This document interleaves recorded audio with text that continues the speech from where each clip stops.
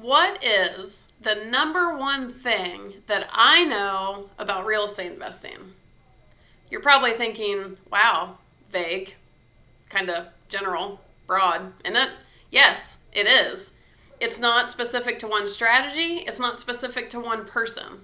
But it's something that, in what's now about 13 years of working with other people buying investment properties and through coaching people in real estate investing, never mind my own investing, there's something that I have observed to be true. And that is what I want to tell you today. And the reason that you should care what this thing is, the number one thing I know about real estate investing, if nothing else, the reason you should care about this is because this thing in particular, I have seen it hold so many people back from actually getting started in investing. Or maybe they're not growing as swiftly or efficiently as maybe they could be. There's a lot of hesitation, there's a lot of fear. And this one particular thing, I think, is one of the biggest contributors to that. So I want you to be aware of it, because if you catch yourself in this vicious cycle of this thing, am I building suspense? Because I'm trying to. Is it working? Or you're like, okay, seriously, get on with it. But it is a vicious cycle, and I want you to be able to identify if you're being caught up in it. Okay, what is the thing? If I know nothing else in real estate investing, I know this, which is there's always, no matter what period of time you're in or what situation or whatever, there is always a reason to not invest. Wait, what? Are you sitting back like, I don't get it. Cool, let's talk about it. I started investing during the crash, the famous 2009 crash. I started investing in 2011. And what I can tell you is when I started buying properties, I was in communication with a lot of other investors. And the big argument at that time for not investing was, well, I don't know what's going on with the economy. We're in the middle of a recession. Like, we just had this gnarly crash. Like, all these people just lost their asses on their properties. Everyone's underwater. Like, ugh. The risk factors seemed endless. So people were like, yeah, no, I want to wait and kind of see how things shake out. Like, yeah, I'm going to hold off. Okay, cool. At that time, just for the record, prices were historically low. I mean, it was so cheap to buy properties. And yet, I shouldn't say everybody, so many people were terrified to it because they came up with these reasons why they shouldn't do it. Okay, cool. So their argument was, well, the market's not very stable. Okay, cool. Fast forward. The crash is now mostly recovered. Prices have gone up. We seem to be getting a lot more stable. Did those people suddenly start investing? No.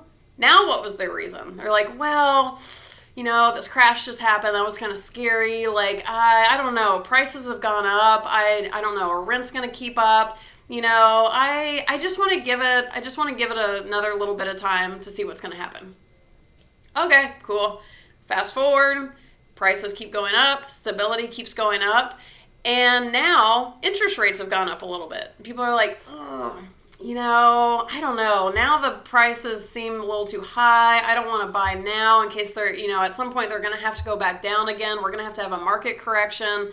I'm going to wait until the correction happens. That'd be crazy to buy something now and we lose value later. And, the interest rates aren't quite what they used to be. Okay, cool. Fast forward a little bit. Let's get into 2020. COVID times when everyone's like, ooh, I definitely don't want to invest now because the world just shut down. We don't know what's going to happen.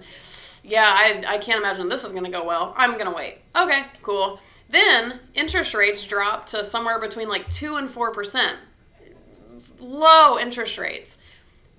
Yes, more people started buying, but were they feeling risk-free? No, they're like, I just, the world's kind of in shambles right now. Like, now's not the time. Whether it's a health thing or whatever, I'm going to wait. Okay, well then the buying rush started happening and people were like, oh, maybe I do want to buy because everyone else is buying. Well, then sellers kind of ran out of inventory. Like, oh, well, yeah, I don't want to be in the bidding wars. Let me, just give it a second. Then what happens is the interest rates skyrocket compared to what they were before. let me spoil the conclusion here. Nobody wanted to buy then either. Now, for the record, were people investing in properties in this whole span that I just referred to? Absolutely. Abso-freaking-lutely they were. But there were so many holdouts. And what I saw, so this is now about a 13-year span at the time I'm recording this video.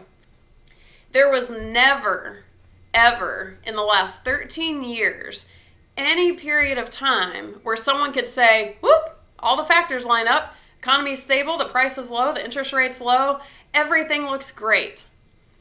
No, it has never happened. And in those last 13 years, every end of the spectrum has happened. We were in historically low prices during the crash. Then we were in higher prices with higher interest rates. The stability right now is ridiculous. So stability is way high, or the prices are way low, or the interest rates are way low.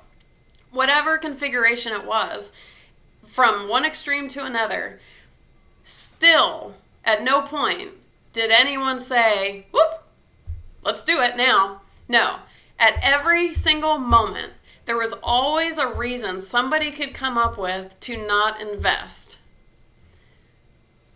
Why am I telling you this? Well, it's exactly what I said in the beginning. Because I see so many people waiting or holding out or not getting started because they're waiting on one particular condition or factor to be better. Is that how you invest? No, you can't. If you want to be a real investor, which means actually adopting an investor's mindset, that mindset means you don't wait ever for conditions to adjust. You adjust to the conditions. So, okay, maybe we're in a crash and prices are low and that makes you nervous. Okay, cool. Well, how are you going to adjust your investing to make up for that? Maybe you pay cash for the property and don't take a mortgage. That's cool. That's a good pivot. Prices are high with high interest rates. Do you stop buying? No, but you adjust. How do you want to deal with that? Well, there's a lot of different ways you could do that too. I won't dive into it right now. At no point will every single factor you care about line up.